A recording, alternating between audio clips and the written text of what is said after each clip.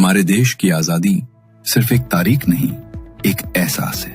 ये उन अनगिनत वीर जवानों की सांसों से सींची गई है जिन्होंने अपना घर, अपना परिवार, अपनी पूरी जिंदगी मातृभूमि के नाम कुर्बान कर दी ताकि तिरंगा हमेशा आसमान में लहराता रहे। ये कहानी है 15 अगस्त की, जब एक शहीद की आत्मा अपने ही देश के गुनहगार से इंसाफ लेने लौटी। 14 अगस्त की रात थी। एक बंगला बहुत ही खूबसूरत सजाया गया था। अंदर एक आर्मी के सोल्जर की रिटायरमेंट पार्टी चल रही थी। उसके बहुत से साथी उस पार्टी में आए हुए थे। मिस्टर अरुण, मुझे तो अभी भी यकीन नहीं हो रहा है कि आप रिटायर हो चुके हो। अभी भी बिल्कुल जवान लग रहे हो आप, जैसे आज ही सेना में भर्ती हुए हो। हाँ, जवान तो मैं हमेशा ही रहूंगा। हम सेना वाले तो हमेशा के लिए ही जवान होते हैं। जबर आपको नहीं लगता मिस्टर अरुण कि आपने कुछ ज्यादा जल्दी रिटायरमेंट ले ली? अभी तो आप सिर्फ 45 ईयर्स के। अभी तो आपको कम से कम 15 साल और नौकरी करनी चाहिए थी। शायद मेरा इतना ही टाइम लिखा था इस नौकरी के लिए, लेकिन देश के लिए समर्पित तो मैं मरते दम तक रहूंगा।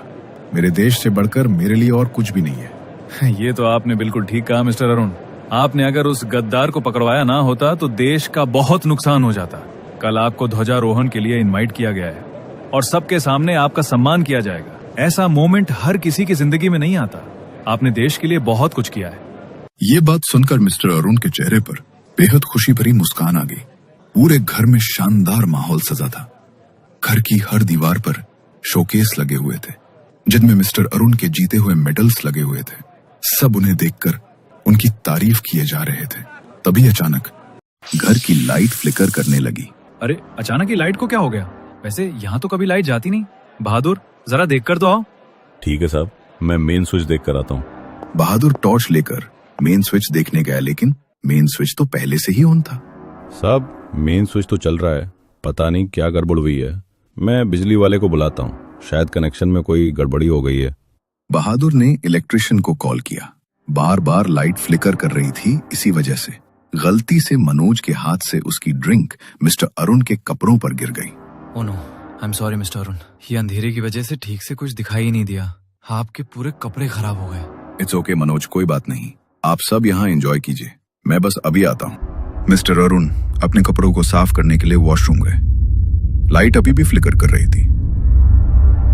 तभी उन्हें ऐसा लगा कि वॉश बेसिन के सामने लगे शीशे में उनके पीछे कोई खड़ा हुआ दिखाई दिया। वो पीछे मुड़े, लेकिन वहां कोई नहीं था। वो थोड़े घबरा गए और जल्दी से अपने कपड़े साफ करके बाहर आने लगे। तभी अचानक उनके सामने उन्हें एक परछाई दिखाई दी। उसे देखकर मिस्टर अरुण बुरी तरह घबरा गए। कौन है? कौन है यहाँ?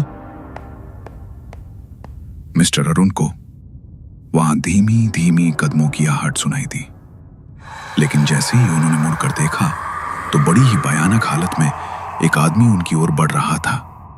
उसकी आंखें बिल्कुल लाल हो चुकी थी और चेहरे से खून टपक रहा था। उसके कपड़े भी बुरी तरह फटे हुए थे और हर जगह सिर्फ खून ही खून नजर आ रहा था। उसने अपने हाथ मिस्टर अरुण की तरफ बढ़ाए और उनके गले को कसकर पकड़ लिया। अरुण का दम घुटने लगा। उन्होंने वॉश बेसिन पर रखी एक कांच की बोतल उठाई और उसके सिर पर दे मारी।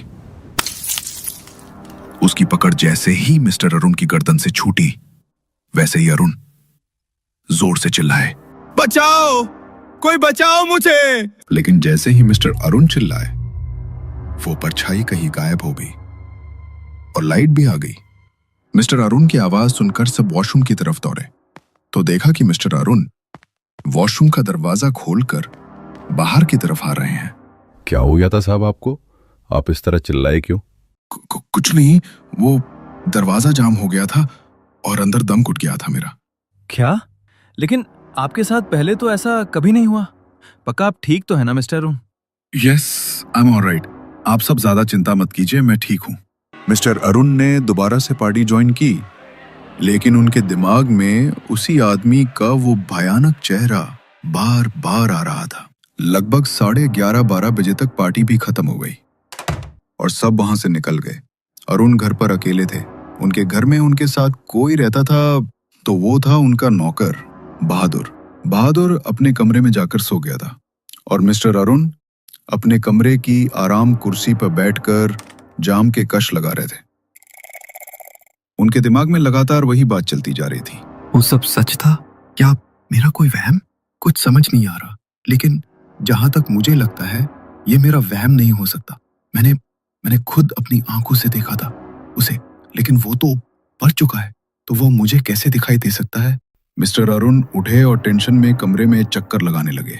तभी उनका ध्यान अपने कमरे में लगे शीशे पे पड़ा। उन्होंने शीशे में ध्यान से खुद को देखा तो उनकी गर्दन पे किसी की उंगलियों के निशान साफ साफ दिखाई दे रहे थे। ये देखकर मिस्टर अरुण की जान हलक में अटक गई। मतलब ये सब मेरा वहम नहीं था, वो सच में यही था। मिस्टर अरुण शीशे में खुद को बड़े ही ध्यान से देख रहे थे। तभी उनके गले पर बने उंगलियों के वो निशान और गहराते चले गए। कमरे में एक अजीब सी ठंडक फैल गई और उन्हें वहां किसी की मौजूदगी का एहसास होने लगा। किसी के कदमों की आहट धीमी धीमे उनके कानों में पड़ रही थी और लग रहा था जैसे कोई दबी सी आवाज में उन्हें पुकार रहा हो। कौन है यहाँ? मिस्टर अरुण ने हर जगह देखा, लेकिन उन्हें वहां पर कोई दिखाई नहीं दिया। वो सीधे जाकर अपने बिस्तर पे बैठ गए। घड़ी में रात के 1:30 बजे हुए थे। उन्होंने अपने मोबाइल में कल सुबह का अलार्म सेट किया और सोने के लिए लेट गए। लगता है आज कुछ ज्यादा ही पी लिया मैंने, पता नहीं बार बार क्या क्या दिख रहा है मुझे। वो निश्चिंत होकर सोने की कोशिश कर रहे थे। थोड़ी देर बाद उनकी आंख लगी। उनकी आंख लगे थोड़ी देर हुई ही थी कि तभी टेबल पर रखी शराब की बोतल टेबल से गिरकर टूट गई। उसकी आवाज से मिस्टर अरुण की आंख खुली तो वो अचानक घबरा गए। टेबल के उस तरफ वही भयानक आदमी खड़ा हुआ था। उसकी आंखों में खून उतर चुका था और हाथ में एक चाकू लिए हुए था। वो धीरे धीरे अरुण के बिस्तर की तरफ बढ़ने लगा। अरुण का पूरा शरीर पसीने से भीग चुका था। वो चिल्लाना चाहता था, लेकिन उसकी आवाज मानो उसके गले में दब कर रह गई। वो हिम्मत करके अपने बिस्तर से उठा और दरवाजे की तरफ दौड़ा, लेकिन तभी उसके पैरों को उस आत्मा ने जकड़ लिया और मिस्टर अरुण सीधा जमीन पर गिर पड़े। वो चाकू लिए उनकी ओर बढ़ रहा था और मिस्टर अरुण डर के मारे पीछे की तरफ होते चले जा रहे थे। क्यों मेरे पीछे पड़े हो तुम? मैंने ये सब जानबूझकर नहीं किया। प्लीज छोड़ दो मुझे। मिस्टर अरुण की ओर देखकर वो भयानक तरह से हंसा। उसने अपने हाथ में जो छुरी पकड़ी हुई थी सीधी मिस्टर अरुण के सीने में दे मारी। दर्द के मारे मिस्टर अरुण जोर से चीख पड़े और पूरे फर्श पर खून ही खून फैल गया। उनके चीखने की आवाज से बहादुर की नींद टूट गई और वो जल्दी से दौड़ता हुआ उनके कमरे में पहुंचा तो देखा कि मिस्टर अरुण नींद में जोर जोर से चिल्ला रहे हैं। बहादुर जल्दी से उनके पास गया और उनके चेहरे पर पानी छिड़का। मिस्टर अरुण अचानक से हड़बड़ा कर उठे। उनका पूरा शरीर कांप रहा था। आप सच सच बताइए साहब, आपको क्या हुआ है? आज आप बहुत ही अलग बर्ताव कर रहे हैं। आज से पहले मैंने आपको कभी इतना डरा हुआ नहीं देखा। पता नहीं बहादुर, लेकिन आज मेरे साथ कुछ अजीब हो रहा है। कोई है जो मुझे बार बार नजर आ रहा है, पर मैं समझ नहीं पा रहा वो भ्रम है या हकीकत। अभी मैंने देखा कि उसने मेरे सीने में छुरी घोंप दी, लेकिन वो तो एक सपना था। मगर वॉशरूम में उसने मेरा गला दबाया था और उसकी उंगलियों के निशान अभी भी मेरे गले पर है। देखो। क्या नहीं तो साहब, आपकी गर्दन पर तो ऐसा कोई भी निशान नहीं है। लगता है आप किसी बात की टेंशन में हैं, इसलिए आपको ऐसे अजीब अजीब से सपने आ रहे हैं। आप बोलो तो मैं आज रात को आपके साथ ही यहीं पर सो जाता हूँ। हाँ, आज तुम यहीं पर सो जाओ। वैसे भी मुझे कल सुबह ध्वजारोहण के लिए जाना है। तुम आज रात यहीं पर सो जाओ। मिस्टर अरुण ने आज बहादुर को अपने साथ ही सुला लिया, लेकिन पूरी रात उन्हें नींद नहीं आई। कुछ घंटे बाद सुबह हुई तो मिस्टर अरुण ध्वजारोहण में जाने के लिए तैयार होने लगे। उन्होंने परफ्यूम लगाने के लिए जैसे ही अपनी परफ्यूम की बोतल उठाई तो उसमें गहरे लाल रंग का खून भरा हुआ था। बोतल में खून देखकर डर के मारे उनके हाथ से वो बोतल छूटकर नीचे गिर गई। क्या हुआ साहब? ये बोतल गिरकर कैसे टूट गई? आप साइड हो जाइए, मैं इसे साफ कर लेता हूँ, वरना आपके पैर में कांच लग जाएगा। इसके अंदर ये खून कैसे आया बहादुर? किसका खून है ये? खून? कैसा खून साहब, ये तो आपका परफ्यूम है। आपकी हालत मुझे बिल्कुल भी ठीक नहीं लग रही। आप ध्वजारोहण के बाद एक बार डॉक्टर के पास जरूर जाना। तुम क्या बोल रहे हो बहादुर?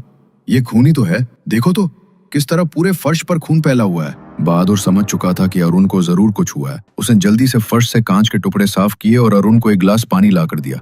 अरुण थोड़ा शांत हुआ और ध्वजारोहण के समारोह के लिए निकल गया।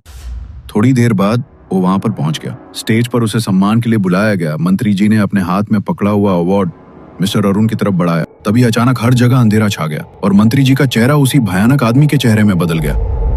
अरुण ने उस अवार्ड को दूर फेंक दिया। ये आप क्या कर रहे हैं मिस्टर अरुण? आपने अवार्ड को फेंक दिया। आपके लिए इस अवार्ड का कोई सम्मान है या नहीं? हमने आपको यहां पे सम्मान पूर्वक ध्वजारोहण के लिए इनवाइट किया और आपको तो इस अवार्ड का सम्मान भी नहीं है। मैंने तुम्हारे साथ कुछ भी गलत जानबूझकर नहीं किया। प्लीज यकीन करो, मेरा इरादा कभी बुरा नहीं था। प्लीज अल्लाह के वास्ते रहम करके छोड़ दो मुझे। ये आप क्या बोल रहे हैं? कौन मर चुका है? ये सब क्या हो रहा है यहाँ पे?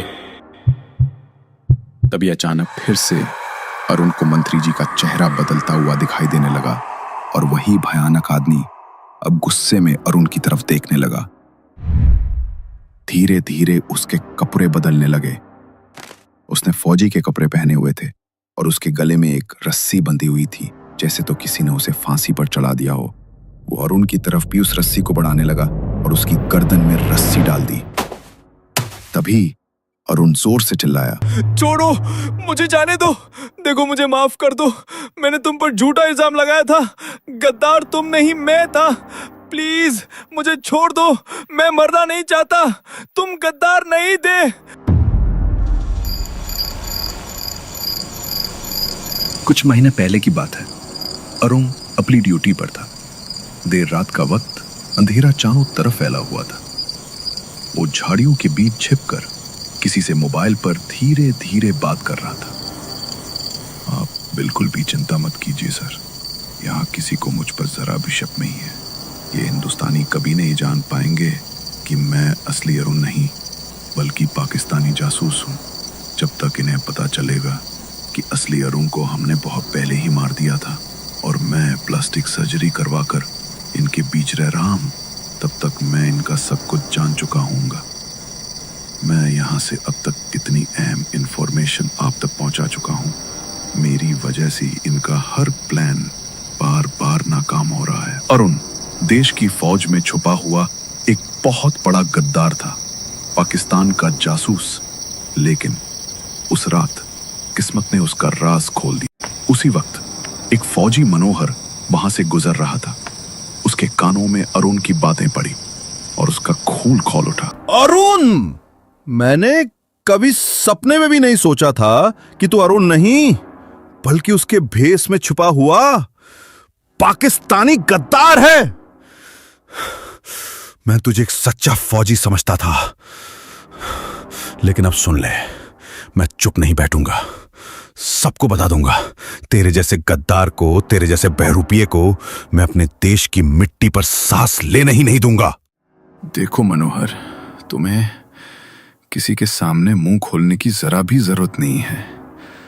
जितना चाहिए उतना पैसा दूंगा मैं तुम्हें। बस अपनी जबान मत खोलना। इस जबान को बंद रखने की मैं तुम्हें मुंह मांगी कीमत दूंगा। मैं तेरे जैसा गद्दार नहीं हूं। मेरे लिए मेरे देश से ऊपर कुछ भी नहीं है, समझा तू? अभी के अभी जाकर सब ऑफिसर्स को सच बता दूंगा। मनोहर गुस्से में वहां से निकला और सीधे ऑफिसर्स के पास पहुंचा।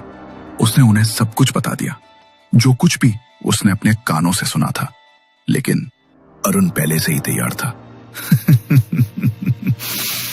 गद्दार मैं नहीं बल्कि ये है सर। और जब मैंने इसे रंगे हाथों फोन पर बात करते हुए पकड़ा तो इसने उल्टा मुझे ही फंसा दिया। ये देखिए सर, हमारे इन सभी इंपॉर्टेंट डॉक्यूमेंट्स की कॉपी इसके बैग से मिली है। मतलब कि आगे होने वाली हर गतिविधि ये उनके साथ शेयर करने वाला था। अच्छा हुआ जो समय रहते पकड़ा गया। ये झूठ बोल रहा है सर।